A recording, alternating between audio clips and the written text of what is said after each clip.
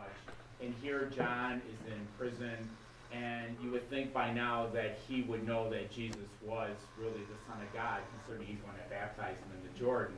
But he's trying to help his own disciples to go to the Lord, to see for themselves, and to understand who he really is for themselves. Because John now knew, I would assume that he figured he probably wasn't going to get out of prison, that eventually his life would be called with him.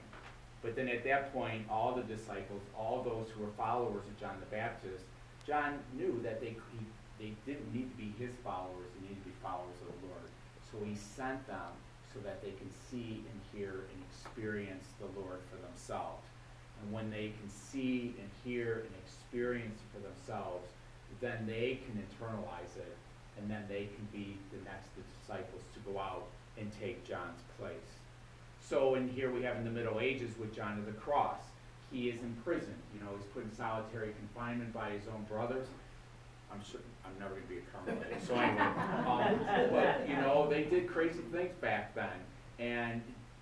But being in the prison, it really is where he developed his great love for the Lord in a very profound, deep way, and where he had all those mystical experiences and understood the dark night of the senses, the dark night of the soul, which I'll talk to in very brevity tonight because Maria only gave me 2 minutes to speak, so I'll talk about both of those aspects in 30 seconds.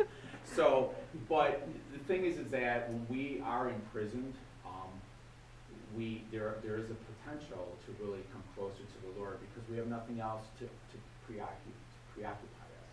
So in this Advent time, we are asked to go and look for the Lord. And this time of preparation is to look into our heart and say, what is imprisoning us from going to meet him?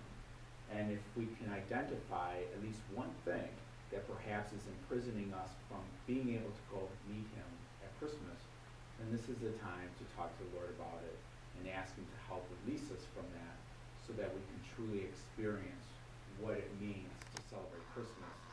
And that is be able to experience, know, to hear, and to see Christ in our heart as we go and celebrate Mass on Christmas Day.